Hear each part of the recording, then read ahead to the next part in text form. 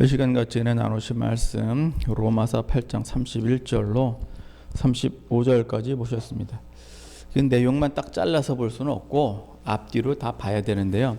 31절 제일 첫 문장이 뭐냐면 그런즉이에요. 그런즉, 그러니까 이 얘기는 지금 앞에서 뭔가를 지금 다 얘기를 해오고 있는 거예요. 쭉 무슨 얘기를 하고 있다가 31절에 가서 지금 결론을 내리고 있는 거예요. 31절에서 로마서 8장은요, 복음 중에서도 아주 복음이에요. 그냥 신약 성경 서신서 이렇게 사도행전 이후로 왜 로마서가 제일 먼저 나왔냐면 가장 복음을 그냥 정리를 해놨기 때문에 그렇고, 로마서 중에서도 8장이 아주 그냥 모아서 한 거예요. 로마서 8장을 중심으로 해서 앞뒤로다가 잘 설명을 하고 있습니다. 그 8장의 내용의 제일 시작은 예수 그리스도 안에는 성령의 생명의 법이 죄와 사망의 법에서 우리를 해방하였다, 이런 얘기예요. 그 제일 첫 문장은 뭐예요? 해방을 하였어요. 누가 해방을 했습니까?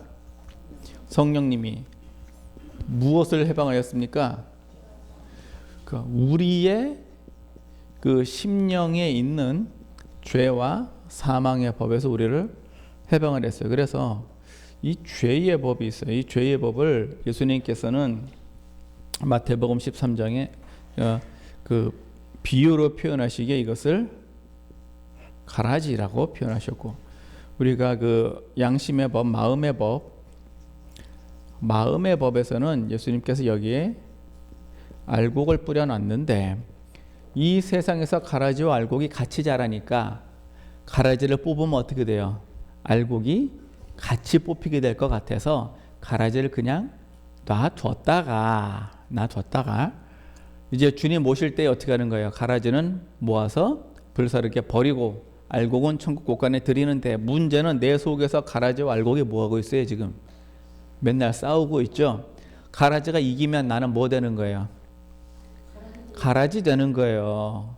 그래서 내가 가라지로 판명이 되면 주님 오실 때 나는 어떻게 돼요? 이제 불에 들어가는 거고, 내가 알곡으로 판명이 되면 주님 오실 때 어떻게 돼요? 곳간으로 들어가겠죠. 그래서 이 가라지와 알곡이 항상 이렇게 싸워요. 그러니까 마음의 성령의 생명의 법이 오셔서 우리를 죄와 사망의 법에서 뭐 했다고요? 해방을 했으니까, 이제 해방을 했으니까 죄를 지어야 안 지어요? 그런데 그래서 이제 그 뒤에 얘기가 쭉 나와요. 육신의 생각은 하나님의 생각과 원수가 되나니. 7절. 네? 육신의 생각은 하나님의 생각과 원수가 되나니. 그리고 13절. 육신대로 살면 반드시 죽을 것이로되 영으로서 몸의 행실을 죽이면 살리라. 그래서 또 둘이 뭐하고 있는 거예요? 맨날 싸우고 있어요. 내 속에서 싸워요. 그래가지고 믿는 사람들은 뭐 같아요? 군병 같으니. 믿는 사람들은 뭐 같아요?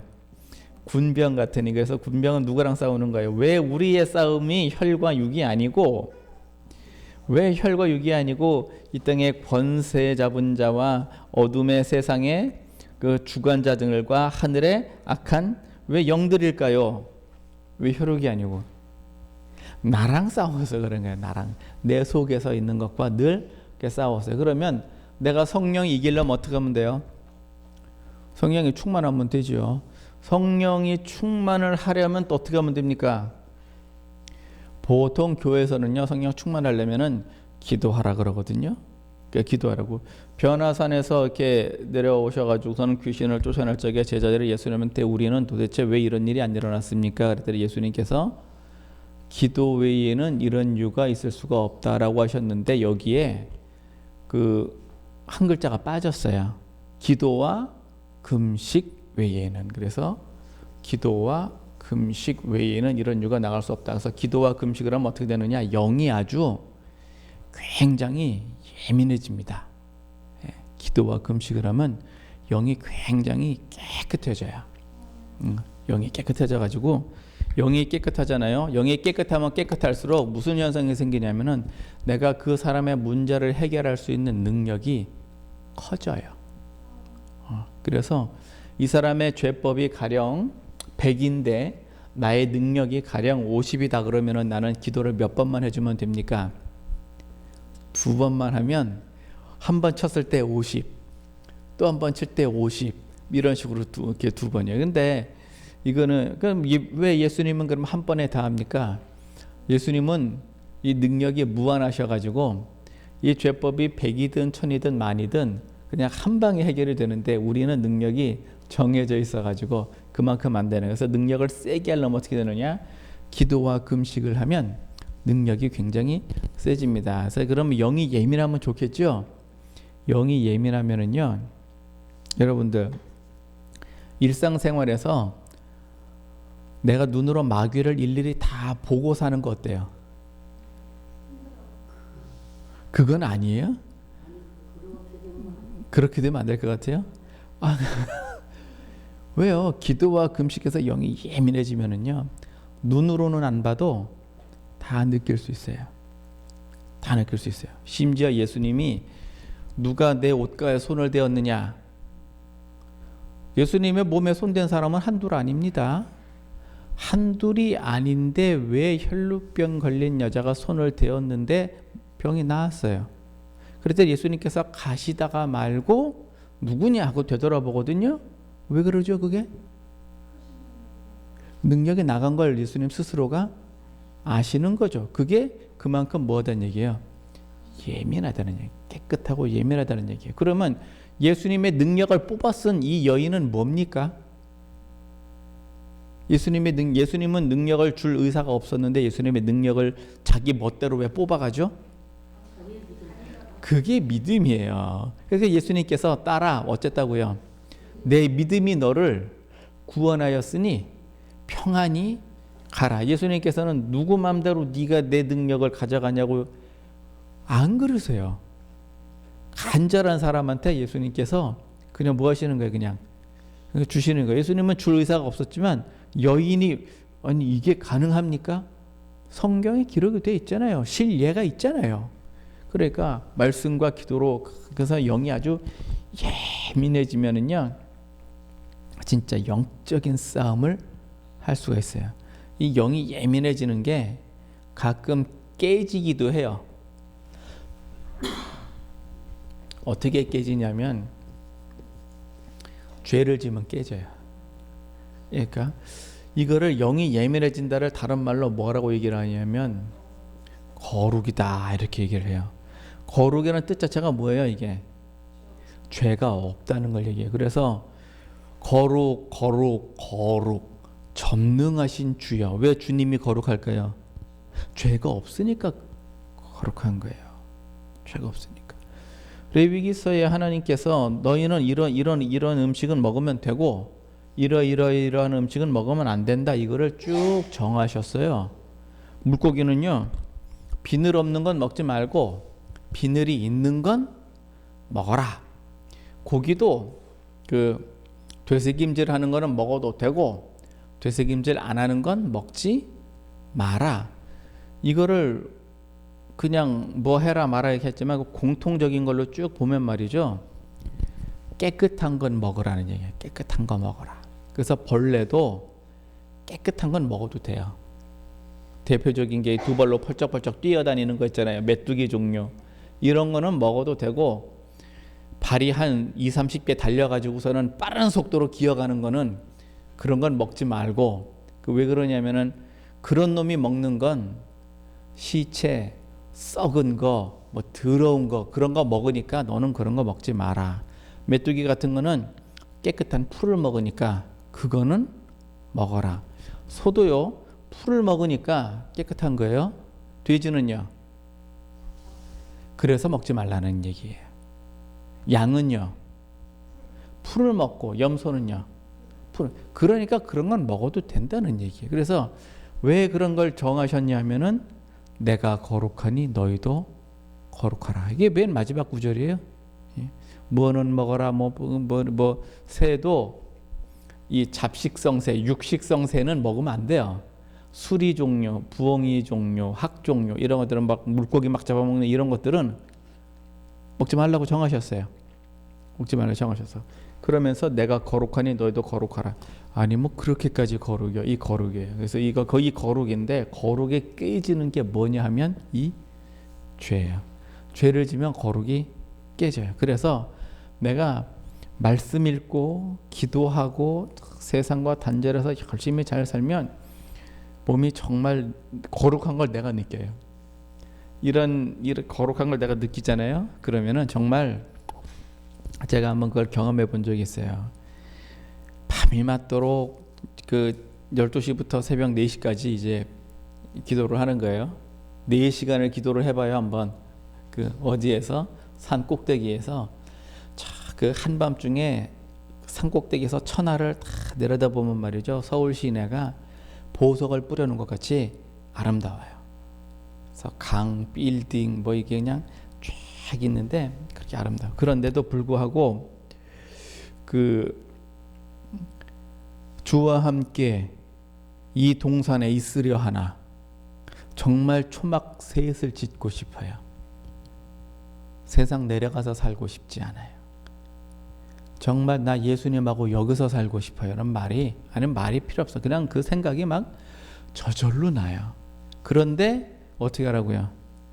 내려가라고요. 왜 내려가야 됩니까? 그러면 할 일 많은 그 세상에 세상에 할 일이 많아서 내려가라고. 그러면 나는 거룩해져 가지고 할 일 많은 세상에 이 세상에 죄가 많아요. 거기 가서 일 많이 하려면 죄가 묻겠어요? 안 묻겠어요? 나는 솔직히 원하고 싶지 않아도 자 죄를 묻는다. 자 묻는다라는 표현 자체도 굉장히 기분 좋은 표현이에요. 죄가 묻어요, 죄를 지어요. 이게 그게 묻는 거예요. 죄를 묻는 거다. 죄를 뭐예요? 죄를 죄를 짓는다가 더 맞는 표현이죠. 그래서 세상에서 내려오면 죄를 지어요. 그렇게 죄를 짓고 나면 내 마음이 또 어때요? 또 컬컬하죠. 심령이 컬컬해요. 그럼 또 어디 찾아가요? 또 산에 가서 또 기도를 해요. 그래서 하나님 만나 뵙기를 원하고서 주님 만나면 그렇게 기쁘고 즐거워요. 만나는 것 자체가 기쁘고 즐거운 게 아니고요. 만나게 됐다는 얘기는 내가 그만큼 깨끗해졌다는 얘기인데 내가 세상에서 살면서 이게 깨끗이 참 유지가 됐으면 좋겠어요. 여러분들 경건이 뭐예요? 경건은요. 1번 새 속에 물들지 않는 거예요. 새 속에 물들지 않는 게 경건이다. 여러분들 새 속에 물들지 않고 살 수 있습니까? 남자분들 보고 새 속에 물들지 말아라. 이게 가능해요? 회사 가봐요. 일단 당장에. 한국에서 이 회사 생활하는 거는요. 이거는 거의 진짜 무슨 전쟁터 같아요. 이게. 예? 전쟁터 같다고요. 여자분들은 새 속에 물들지 않을 수 있어요? 그 남자분들은 회식 안 할 수 있어요? 회식 못 빠져나갑니다. 오죽하면 대법원에서 회식도 뭐예요? 업무의 연장이라 그러잖아요. 누구 집에서 밥을 못 먹나, 고기를 못 사 먹나. 그런데 굳이 끌려가 가지고서는 고기 먹으면서 이렇게 회식을 한다. 그게 새 속에 물들지 않는 게 너무 힘들어요. 여자분들 저 새 속에 물들지 않으려면은요, 제일 먼저 뭐부터 해야 됩니까? 그거 굉장히 현실적인데요. 결혼을 하지 마라. 드라마를 끊어야 돼요. 홈쇼핑을 끊어야 돼. 새 속에 물들지 않으려면. 결혼을 하지 마라. 유튜브도 끊어야 돼요. 결혼하지 마라. 제 머리에서 나올 수 없는 정말 신선한 얘기가 나왔어요. 새 속에 물들지 않으려면 뭘 하지 마라. 결혼을 하지 마라. 몰랐네요. 맞아요. 새 속에 물들지 않으려면 홈쇼핑을 끊어야 되고 유튜브를 끊어야 돼. 이게 돼요, 이게? 몰라. 하여튼 그러니까 이 세상에서 살게 되면은 어쩔 수 없이 이렇게 된단 말이에요. 그러니까 내가 기도와 금식에서 거룩해져요. 특히 거룩을 씻는 게, 죄를 씻는 게 방법이 여러 가지가 있는데요. 우리가 죄를 씻을 때 어떤 식으로 씻었냐면은요. 사도행전 1장에 보면 우리가 믿고 회개하면 어떻게 해요? 성령을 받았죠. 예? 그래서 처음에 믿고 그 다음에 회개하고 세례를 받으면 성령을 주시는데, 성령을 주실 때 이게 무슨 표현이냐면은 죄 사함이라는 게 이제 같은 표현이에요. 성령을 주셨다는 얘기가 죄가 사함을 받았다는 얘기예요. 왜냐하면은 죄 있는 곳에 성령님은 오시지 않습니다. 그래서 믿고 회개하고 세례를 받으면 이제 성령을 받아요. 그래서 지금 나는 어떻게 됐다는 얘기예요? 거룩해졌다는 얘기인데, 왜 예수님께서는 왜 발을 씻으라 그랬냐면은요, 죄가 계속해서 뭐 하는 거예요? 묻는 거예요. 그러니까 마귀도 이 저기 그 미련한 놈이 아니에요. 이 가라지가 사람마다 그 약점이 다 달라요. 예? 약점이 다 달라요. 돈을 벌기 위해서 도박을 한다. 자, 어때요?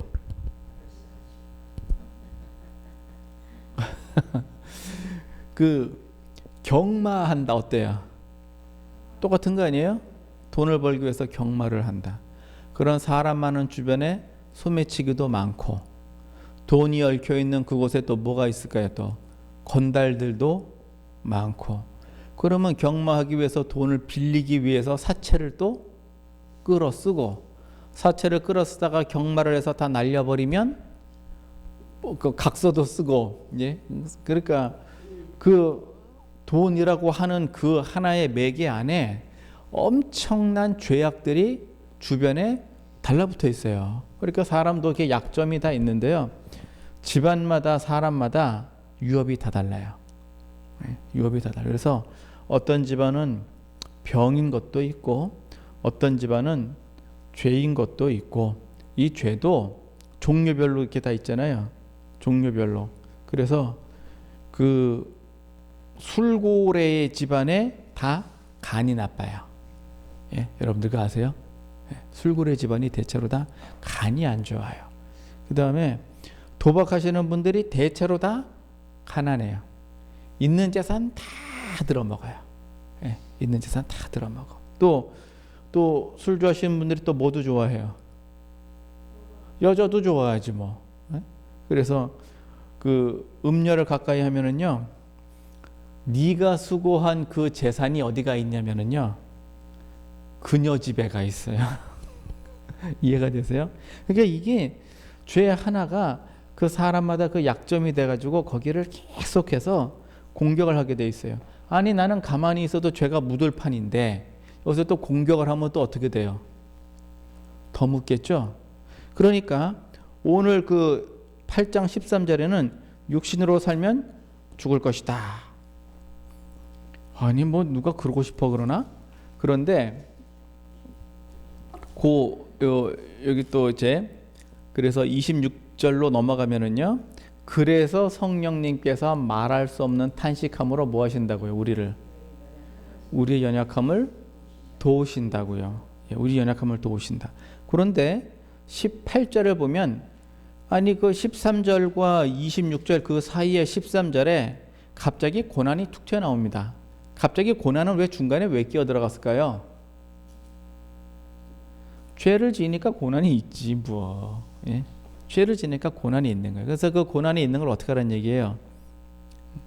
두려워하지 말라는 얘기예요. 두려워하지 마라. 장차 나타날 영광과 좋게 비교할 수가 없으니까 두려워하지 마라. 그러면서 성령님도 우리를 도와주고 계신다. 그 얘기를 31절에 가서 그런 즉이라고 결론을 내려요. 여러분들 30절 한번 읽어볼까요? 30절 읽어봅니다. 시작. 또 미리 정하신 그들을 또한 부르시고 부르신 그들을 또한 의롭다 하시고 의롭다 하신 그들을 또한 영화롭게 하셨느니라. 이게 지금 세 단계예요. 제일 처음에 뭐예요? 일단 부르셨어요. 정하시고 제일 먼저 부르신 그들을 그 미리 정하신 그들을 부르시고 부르신 그들을 또한 어떻게 하신다고요?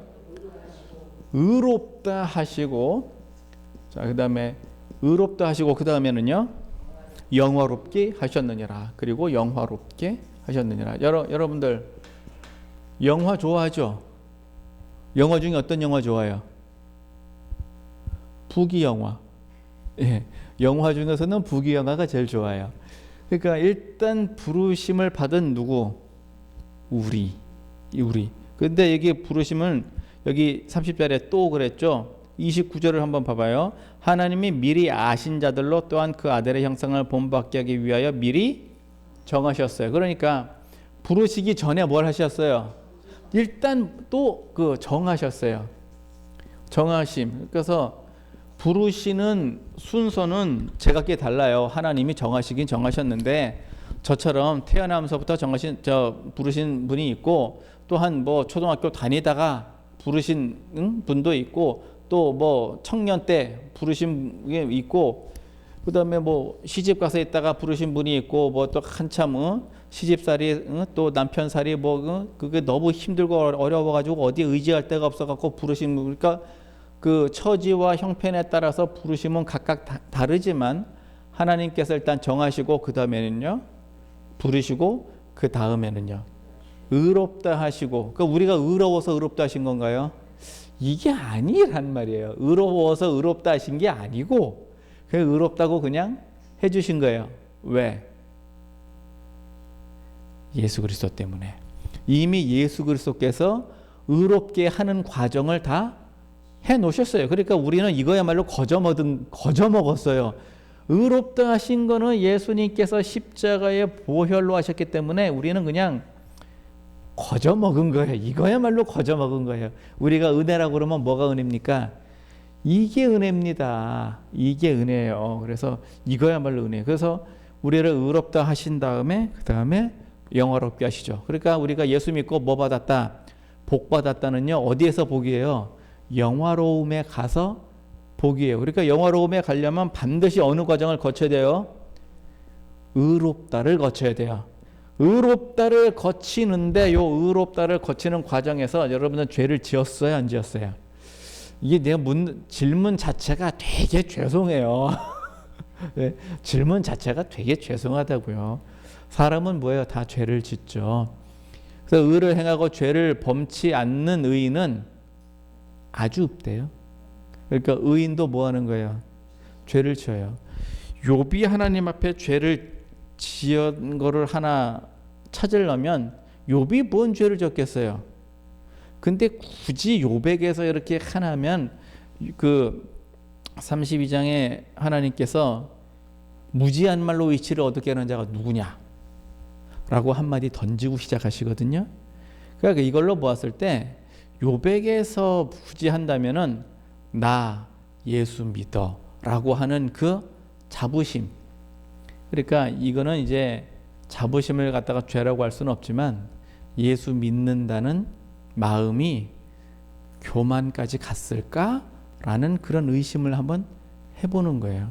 그래서 욥은 그 죄도 짓지 않았거니와 자녀들을 위해서도 제사를 늘 지내요. 왜? 혹시라도 죄를 지었을까봐. 자기 자신을 위해서도 하고요. 그러다 보니까 나는 의로운 사람이야라는 어떤 그런 자부심이 혹시 있지 않았을까? 그러니까 하나님 앞에 의를 자랑할 수 있을까요? 하나님 앞에 의를 자랑할 수는 없고, 그러니까 욥에게서도 이런 말도 안 되는 그런 거를 찾으면 뭐 하는 거예요? 마귀가 오죽하면 욥을 시험하겠다고 덤벼들겠어요. 사람이 죄를 안 지으면 정말 너무너무 고맙겠는데 그럼에도 어떻게 됐다는 얘기예요? 그럼에도 죄를 짓는단 말이에요. 이게 그래서 문제예요. 우리가 성령을 받았죠?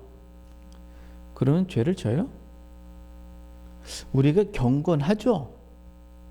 그런데 죄를 져요? 그럼에도 불구하고 왜 죄가 있느냐 말이에요. 그럼에도 불구하고. 그래서 예수님께서는요, 이게 죄가 이렇게 묻는 것을 갖다 뭐라고 얘기하냐면은 그 목욕을 한 자는 뭐만 하면 된다고요? 발만 씻으면 된다. 그래서 매일매일 그 계시록에서는 이걸 매일매일 뭐라고 얘기를, 옷을 어떻게 하라고요? 옷을 빠는 자. 매일매일 옷을 빠는 자. 발은요, 매일매일 씻는 자.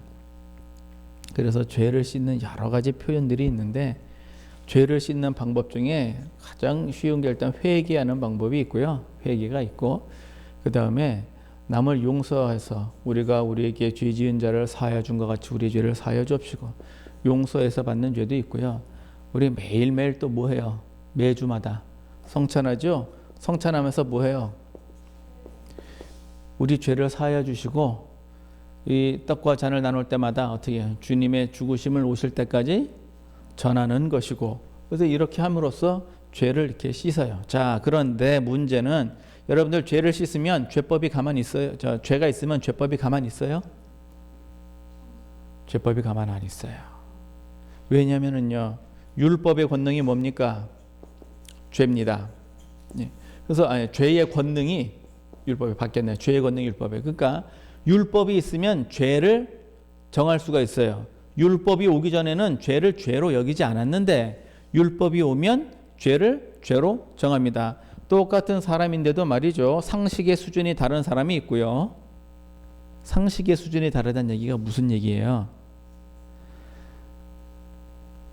여기까지는 죄고 여기까지는 죄가 아니고 이게 수준이 다른 거예요. 그래서 다른 사람한테 피해를 입히는 거를 나는 뭐로 여기지 않는다.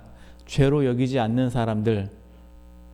왜 빌려갔으면 돈을 갚아야 될 거 아니야? 그러면서 뭐 하는 거예요?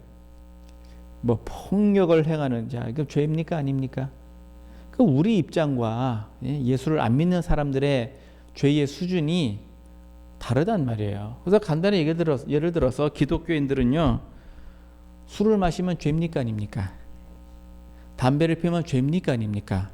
세상 사람들 기준에 술, 담배가 죄가 돼요 안 돼요? 전혀 안 되죠. 근데 성경에 술, 담배에 관한 언급이 있어요? 그 당시에는 담배가 아예 없었으니까, 예수님 시대는 담배라는 게 아예 없었으니까 담배에 대한 언급이 없는데, 그러면 왜 술, 담배가 도대체 이게 응? 왜 사람의 그 뭐시기에 응? 왜 양심에 가책을 주느냐 말이에요. 이거는 그 좀 영적인 얘기긴 한데요. 이 거룩이 있죠. 거룩, 이 거룩. 예, 주초는 거룩을 방해해요.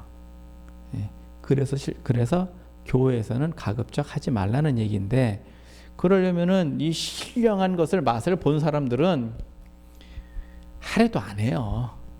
예, 신령한 것을 맛을 본 사람들은 하래도 안 해. 그러나 그 연약하신 경우는 그냥 하는 거죠. 뭐 성경에 뭐 이렇게 정확하게 뭐 써 있는 것도 아니고 뭐. 근데 한국에 들어온 선교사들은 주처에 관한 얘기를 꼭 언급을 했단 말이에요. 문제는 내가 그랬는데, 내가 그렇게 했는데 죄법이 가만 놔두느냐 이거예요. 누구를 찔러요? 스스로를 찔러요. 나 자신을 찔러요. 그래서 내가 이렇게 누워가지고 오늘 하루 잘 살았느냐 보면은 자랑할 만한가요? 자랑은 고사하고 뭐, 참 뭐예요? 또 모시기 하나님 앞에 또 뭐예요? 늘 죄송해요. 늘 죄송해. 그래서 예배 드리려고 그러면요, 면목이 없어서 혹시 그런 분들 혹시 본 적 있어요? 면목이 없어서 교회 못 나오시는 분들 가끔 있어요. 근데 뭐 내용은 모르겠지만 말은 그렇게 하셔서 내가 그렇게 얘기해요. 오늘 본문 말씀을 보면은요, 만일 하나님이 우리를 위하시면 누가 우리를 대적하리요? 자기 아들을 아끼지 아니하시고 우리 모든 사람이여 내어 주시니가 어찌 아들과 함께 모든 것을 우리에게 은사로 주시지 아니하시겠느냐? 누가 능히 하나님의 택하신 자를 송사하리요? 의롭다 하시니는 하나님이시니 누가 정죄하리요? 자, 우리가 마음이 무겁다고 하는 얘기는요, 여기서 세 가지 단어가 나와요. 뭐가 나오냐면은 송사라는 단어가 나왔어요. 그 다음에 또 두 번째 단어가 뭐가 나왔어요? 정죄라는 단어가 나왔어요. 그 다음에 세 번째로 또 뭔 단어가 나왔냐면 대적이라는 단어가 나왔어요. 이 세 가지가 무슨 얘기냐면은요, 송사라고 하는 거는 누가 송사라는 거예요? 내가 나를 송사하죠. 남이 나를 송사하기도 합니다. 남이 나를 송사해요. 무슨 얘기냐면은요, 너 이거 왜 그랬어? 주로 누가 하는 얘기예요? 선생님이나 부모님이 하는 얘기죠. 왜 했어? 책임을 묻는 얘기예요. 너 이거 왜 그랬어? 잘했어? 잘못했어? 이 얘기를 묻는 게 송사라는 얘기예요. 정죄는요, 잘못했지? 라고 죄를 정하는 거예요. 그럼 대적은요? 넌 나쁜 놈이야. 그러면요? 사람이 나를 제작하는데 내 마음도 그래요. 내 마음이 나를 뭐 하는 거예요? 송사를 해요. 내 마음이 나를 송사를 할 적에 송사라면 변론은 안 합니까? 변론도 해요. 그래서 내 마음에서 뭐가 나와요? 송사와 변론이 서로 싸우죠. 변론은 어디서 나와요? 마음의 법에서 나오고 송사는 어디서 나와요? 죄법에서 나오죠. 여기서 두 가지가 마음에서 늘 싸워요. 늘 싸워. 그런데 여러분들 송사를 하니까 마음이 무겁죠. 오늘 성경 말씀을 한번 이렇게 볼까요? 그 송사에 관하여 33절에 하나님의 택하신 자들을 누가 송사하리요. 그러니까 송사를 한다는 얘기야, 못한다는 얘기야?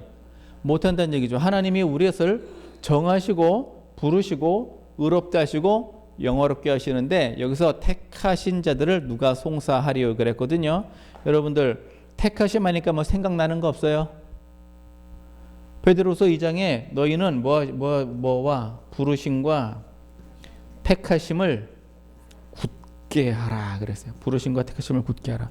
예수님께서 불의한 재판관의 비유를 들으실 적에 그 가난한 과부가 재판장에게 가서 맨날 가가지고 부탁을 하니까 재판장이 귀찮아서 그 소청을 들어줍니다. 그때 예수님이 뭐라고 말씀하시냐면 택하신 자들의 기도를 오래 참으시겠느냐라고 얘기를 하세요. 그러니까 우리가 부르심은 그야말로 그냥 부르신 거예요. 교회 나오면 다 부르심이에요. 근데 택하심은요? 이거는요. 그 디모데후서 2장에 경기하는 자와 그 군사와 경기하는 자와 농부 중에 최소한 경기하는 자 이상은 돼야, 최소한 경기하는 자 수준은 돼야 택하셨다고 보는 거예요. 그냥 교회에 나온 것, 그것만 가지고는 부르심이라고 볼 수 있어요.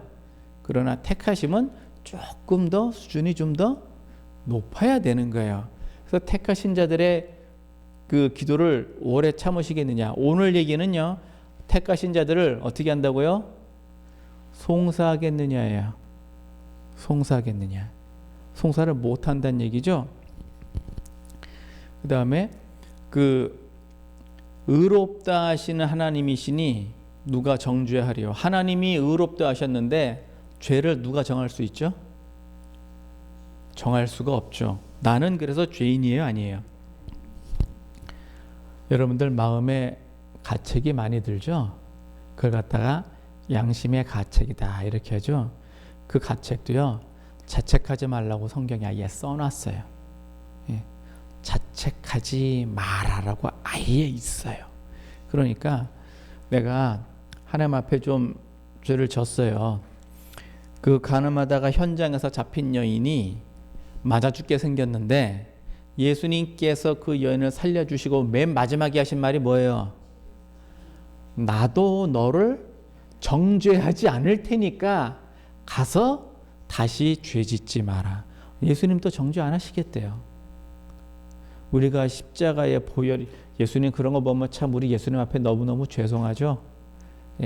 참 죄송해요. 그 죄송할수록 우리는 어떻게 해야 돼요? 죄 짓지 말아야죠. 그러니까 예수님 앞에 감사하고 죄송하면은 죄를 짓지 말아야 되는데 맨날 죄를 지니까 하나님 앞에 뭐 하는 거예요? 늘 송구스러워요. 그런데도 어떻게 하라고요? 하나님이 의롭다고 했으니까 너희는 뭐라 하고요? 정죄하지 말라고요. 그러면 누군가 우리를 대적을 한다고 합시다. 하나님이 우리를 위하시면 누가 우리를 대적하리요? 그럼 누군가 우리를 대적한다고 했을 적에 내가 누구 편에 서야 돼요? 그게 문제예요, 이제. 내가 누구 편에 설 거냐? 그래야 내가, 여러분들 이기는 편에 서야 될 거 아니에요. 중국과 미국이 이렇게 싸운다고 칩시다. 우리는 어느 편에 붙어야 돼요? 미국 편. 왜? 이기는 편에 가야 되니까. 그러니까 누가 싸우고, 예수님과 마귀가 싸워요. 누구 편에 가야 돼요? 이기는 편에 가야 될 거 아니에요. 그럼 누가 이겼어요? 예수님이 이겼으니까. 그래서 하나님이 우리를 위하시면 누가 우리를 대적하리요? 하나님이 우리를 위하신다. 나는 하나님 편에 안 서 있으면서 하나님이 우리를 위하신다고 떠들면요, 그건 소용없고 내가 하나님 편에 서 있으면서 하나님이 우리를 위하시면 누가 우리를 대적하리요예요. 그래서 인생 살면서 말이죠, 여러분들 발은 씻읍시다. 예? 발도 안 씻으면서 누가 정죄하리요 그러면 안 되고, 발은 씻으면서, 예? 옷은 빨면서, 그러면서 누가 우리를 송사하리요, 누가 우리를 정죄하리요, 누가 우리를 대적하리요. 그래서 마음에 무거운 거 있잖아요, 그게 죄짐이에요. 우리가 예수님 믿기 전에 세상의 모든 고난이 내 굴레로 뒤집어 씌워져 있던 거, 그게 죄짐이라고요. 철로 역정에 보시면 기독도가 등에 짊어지고 다니던 거, 그게 언제 풀어지냐 하면은요, 십자가 밑에서 풀어져요. 그러니까 내가 예수를 믿었으면 그 죄짐을 내려놓거든요.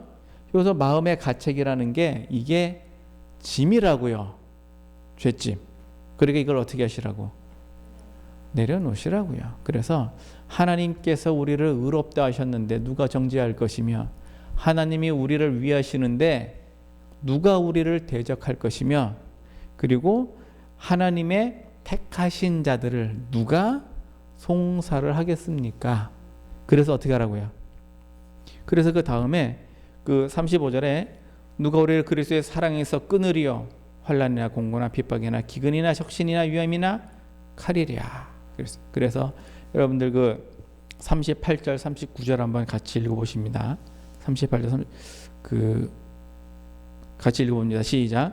내가 확신하노니 사망이나 생명이나 천사들이나 권세자들이나 현재일이나 장래일이나 능력이나 높음이나 깊음이나 다른 아무 피조물이라도 우리를 우리 주 그리스도 예수 안에 있는 하나님의 사랑에서 끊을 수 없으리라.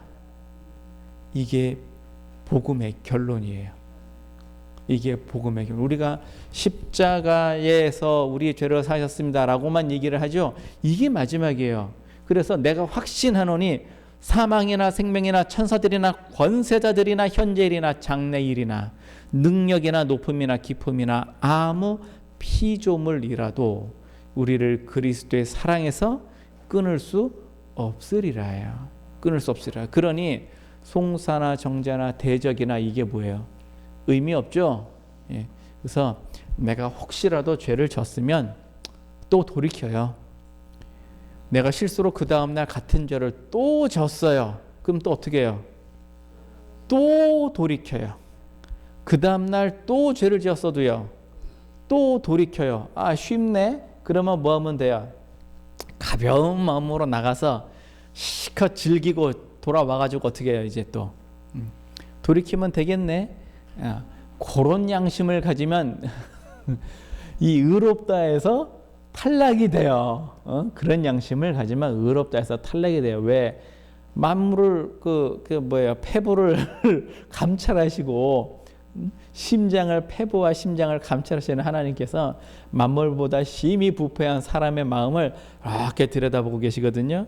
왜 그럴까요? 사람의 마음은 하나님의 등불이라 하나님이 너무 잘 아세요. 이렇게 보면 요 녀석 봐라 요거. 그럼 어떻게 돼요? 그러면은 그냥 죄를 죄로 인정해 버리면 어떻게 될까요?